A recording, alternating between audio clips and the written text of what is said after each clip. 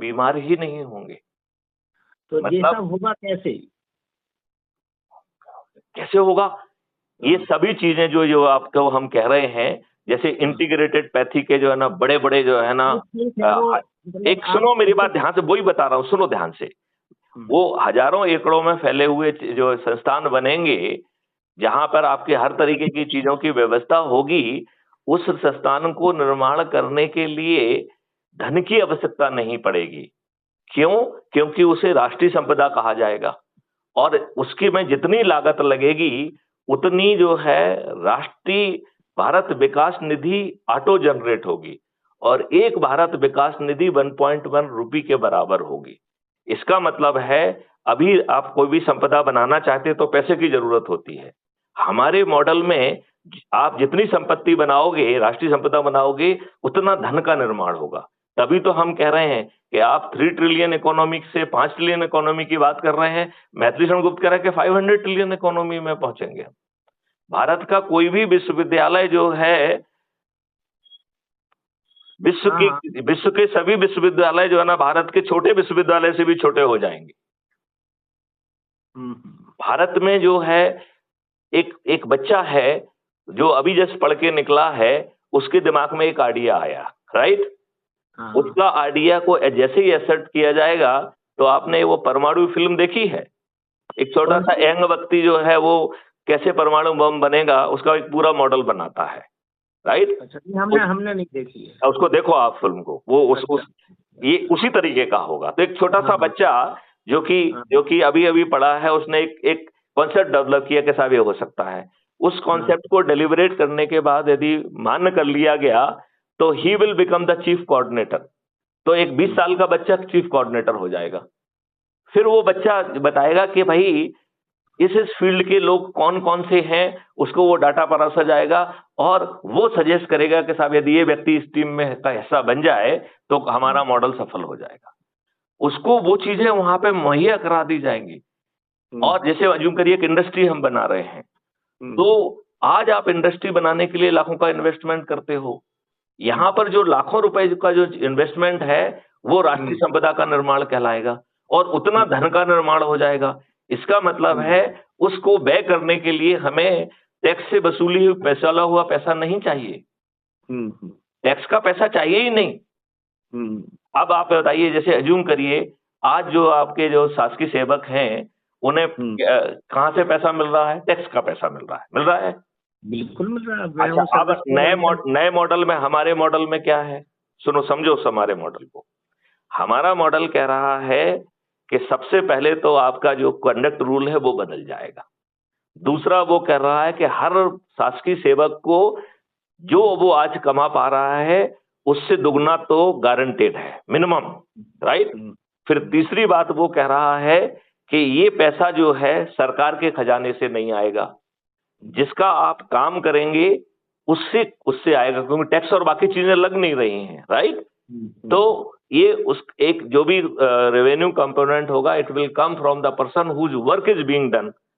आज वो उसको भ्रष्टाचार देता है, भ्रष्टाचार की जरूरत नहीं रहेगी। और वो व्यक्ति जो है जब वो काम करेगा, जब उसको वो पैसा मिल रहा है, उसी समय उस वर्क का आकलन हो जाएगा, तो वो उस वर्क एलिमेंट का असेसमेंट माना जाएगा। और work assessment put together cumulative जो वर्क परफॉर्मेंस होगा उसको हम परफॉर्मेंस इंडेक्स कहेंगे, और वही परफॉर्मेंस इंडेक्स आपकी एसीआर होगी। इसका मतलब है अब आपका एसीआर ना तो कोई वरिष्ठ अधिकारी लिखेगा, ना आपका कोई राजनेता लिखेगा, और इसी के आधार पे आपको पोस्टिंग मिलेगी, और इसी के आधार पे आपको पदोन्नति मिलेगी, इसी के आधार पर आप ट्रेनिंग में जाएंगे। बताइए, पूरा डायनामिक बदल गया कि नहीं बदल गया? बदल गया है। और सोचिए अभी आज क्या होता है। मेरे जैसा आदमी भी आपको 75% समझ पा रहा है। मैं तो ये कह रहा हूं कि आप समझने की कोशिश क्यों कर रहे हो? मैं तो एकदम उल्टा कह रहा हूं। आप उसे एक गुण समझ लो कि जो भी स्ट्रेटेजी है रिफाइनमेंट करके उतारने की जिम्मेवारी मैथिली शरण गुप्त ने ली है, और वो उसे रिफाइन करेंगे। जिन्होंने अपनी जिंदगी लगा दी है उनके माध्यम से पहला रिफाइनमेंट होगा। फिर जो है सब्जेक्ट एक्सपर्ट से लाइव डिस्कोर्स होगा, उससे जो चीजें निकल के आएंगी उससे दूसरा रिफाइनमेंट होगा। फिर जो है पब्लिक से 45 दिन तक लाइव डिस्कोर्स होगा और पब्लिक की आशंकाएं कुशंकाओं उनको एड्रेस करते हुए तीसरा रिफाइनमेंट होगा। तो आज आप समाधान का हिस्सा क्यों बनना चाहते हैं? यदि अनिल खरे जी, जिन्होंने को कुछ नहीं मालूम है, यदि वो कहेंगे कि ये एंड्रॉइड फोन कैसे बना है भैया मुझे समझाओ, तो क्या कोई भला हो जाएगा? ना अनिल खरे का भला होने वाला है, ना अनिल खरे कोई कंट्रीब्यूट कर पाएंगे। यदि हवाई जहाज कैसे बन रहा है तो अनिल खरे जी हवाई जहाज में अच्छे ढंग से यात्रा तो कर सकते हैं, लेकिन यदि वो अपना दिमाग लगाएंगे कि हवाई जहाज कैसे उड़ता है और फलाना कैसे होगा और इससे इफिशियंट हवाई जहाज कैसे बनेगा, तो अनिल खरे जी अपनी एनर्जी का अपव्यय कर रहे हैं। यदि रॉकेट कैसे बनेगा, फलाना कैसे होगा, या जो है ना मिसाइल्स कैसे बनेंगी, फलाना कैसे बनेगी, तो हमारा कहना है कि ये सब्जेक्ट एक्सपर्ट से रिफाइन करा के एक बेसिक मॉडल दे दिया गया है कि इस मॉडल के तहत ये चीजें क्रिएट होंगी, और ये वो चीजें हैं जो विश्व के किसी कोने में नहीं हो रही हैं। तो हम ये बताइए, हमने देखिए प्रकृति ने हर चीज अबंडेंस में दी है, हमने संपत्ति को अबंडेंस में क्रिएट कर दिया। नाउ अभी आपकी संपत्ति जो है ना किससे कुंठित हो रही है कि आपके पास पैसा है कि नहीं है।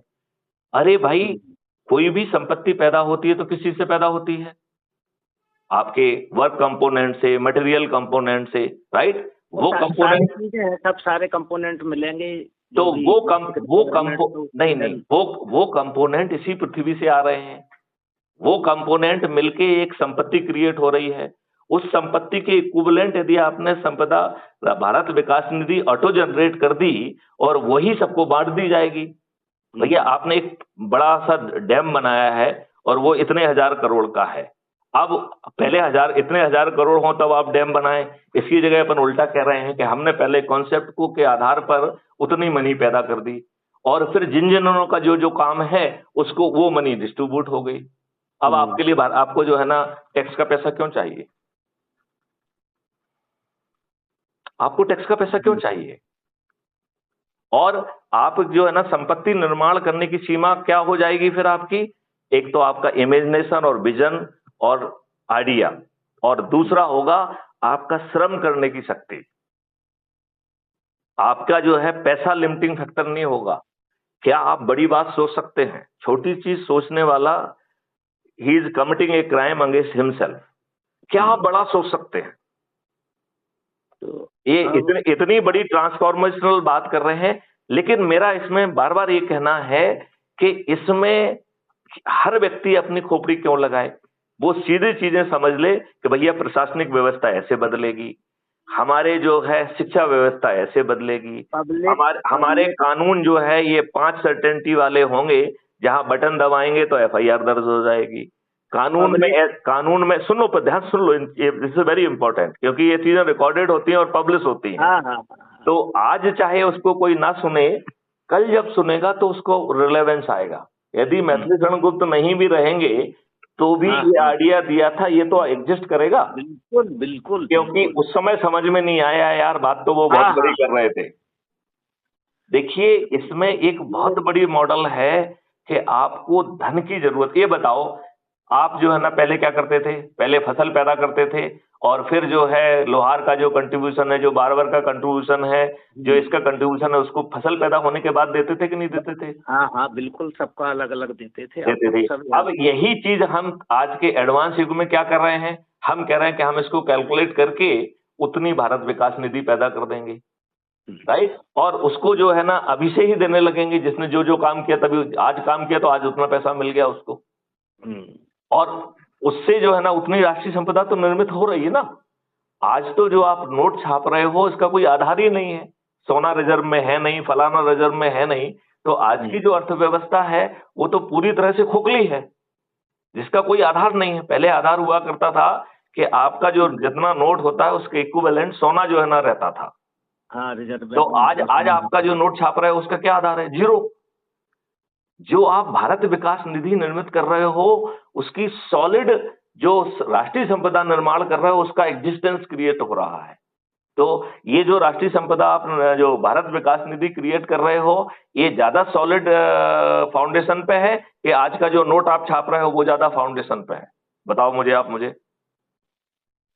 जो भारत विकास निधि जो कि 1.1 रुपये के बराबर होगी, जितनी हम राष्ट्रीय संपदा का निर्माण करेंगे, वो संपदा के निर्माण होने के पहले ऑटो जनरेट हो जाएगी, और जो जितना जितना करता जाएगा उसको उसी राष्ट्रीय संपदा जो निर्माण राष्ट्रीय संपदा का निर्माण सॉरी भारत विकास निधि का जो निर्माण हो गया है डिजिटल करेंसी का, उससे भुगतान होगा, उससे आप हर चीज खरीद सकेंगे। और उसके बैकएंड पर रुपी का भी मॉडल चलाएंगे, क्योंकि यदि तुमको आपको रुपी समझ में आती है तो हम आपकी समझ के हिसाब से ही काम करना चाहते हैं। तो फ्रंट एंड पर जो है ना भारत विकास निधि होगी, और बैकएंड पर जो है ना रुपी भी चलता रहेगा। तो जो इंस्टीट्यूशंस राष्ट्रीय जो है ना भारत विकास निधि को जो नहीं समझ पा रहे हैं और जो रुपए में ट्रांजेक्ट करना चाहते हैं, वो रुपए उनको बैकएंड में रुपए में पेमेंट होगा। अब समझ इसमें जो है ना, जैसे मान लो आप हैं, आपने ढेर सारे काम किए, उससे आपके पास से एज्यूम करिए 50 लाख जो है भारत विकास निधि हो गई। आप चाहो तो बटन दबा के उसे रुपए में कन्वर्ट कर सकते हो, लेकिन भारत विकास निधि हमारे पास अबंडेंस में है। वी कैन क्रिएट उतनी भारत विकास निधि हम क्रिएट कर सकते हैं जितनी हम राष्ट्रीय संपदा के निर्माण का सोच रख सकते हैं और उसे जमीन पे पैदा कर सकते हैं, राइट। इसका मतलब है कि जो भारत विकास निधि है वो अबंडेंस में है। अब अनिल खरे बिना किसी उचित कारण से, क्योंकि यदि मान लो भारत विकास निधि से वो जो कुछ भी खरीद रहे हैं, चाहे पीछे वाला जो है वो भारत विकास निधि को जानता है कि नहीं जानता है, यदि वो नहीं जानता है तो उसे जो है ना रुपए में पेमेंट हो जाएगा। जो भारत विकास निधि में ज्यादा कंफर्टेबल है उसे भारत विकास निधि में पेमेंट हो जाएगा। अब यदि अनिल खरे को अपनी भारत विकास निधि को रुपए में कन्वर्ट करना चाहते हैं, तो हमने वो ऑप्शन भी दिया है कि आप बटन दबाओगे रुपए में कन्वर्ट हो जाएगी, लेकिन हमने उसमें एक पीनल क्लॉज रखा है। क्यों? क्योंकि आप हमको बिना किसी उचित कारण के अबंडेंस से स्कैर्सिटी में ले जा रहे हो, तो आपकी 30% जो है मनी जो है वो लैप्स कर जाएगी, खत्म हो जाएगी, राइट। तो 10% वो एक्स्ट्रा था उसमें, क्योंकि 1 रुपए 1.1 के बराबर था। तो बिना किसी उचित कारण के आपने यदि भारत विकास निधि को रुपए में कन्वर्ट किया, तो your loss is of the 40%। और ये लॉस क्यों रखा जा रहा है? जिससे आप अनावश्यक तौर पर भारत विकास निधि को रुपए में कन्वर्ट ना करें। क्यों? क्योंकि आपका कोई काम तो रुक नहीं रहा है। भारत विकास निधि से आप जो चाहो वो चीजें खरीद पाओगे, उन लोगों से भी खरीद पाओगे जो भारत विकास निधि से डील नहीं करते हैं, उनको रुपए में अपने आप पीछे जो बैंक है वो उसको रुपए में पेमेंट करेगा। तो ये बहुत सॉलिड मॉडल है, इसमें आपकी सभी अड़चनें खत्म हो जाएंगी। और आज की व्यवस्था देखिए, राजनेता आप अच्छे दे नहीं पा रहे हैं। आप ये बताइए, ये क्या बड़मना का बात नहीं है कि 16 करोड़ लीटर दूध आप पैदा कर रहे हैं और 64 करोड़ लीटर दूध आप प्रतिदिन कंज्यूम कर रहे हैं। 50 करोड़ लीटर दूध प्रतिदिन यूरिया जैसे हानिकारक पदार्थों से हो रहा है। बिल्कुल जब ये साफ दिख रहा, डिबेट में आ रहा, सब जगह आ रहा है और हो रहा है और कुछ नहीं कर पा रहे हैं। नहीं, सोच नहीं है। देखो मैं आपको 2 मिनट का उपाय बताता हूं। आप ये बताइए, एक ऐप क्रिएट कर दें, सभी जानवरों में RFID लगा दें, और वो जो है जो दूध पैदा करने वाला है उसे जितना दूध पैदा होगा वो इसी ऐप के माध्यम से बिक सकता है। बिना इस ऐप के माध्यम से आप दूध ना तो बेच सकते हैं ना खरीद सकते हैं, और यदि आपने ऐसा किया तो आपको लाखों की पेनल्टी होगी, आप जेल चले जाओगे, राइट। तो अब आप बताओ, आपके जानवर ने क्या पैदा किया, और आपको ये भी मालूम है कि वो जो है ना दूध देना शुरू करता है, फिर क्या डिक्लाइन होता है।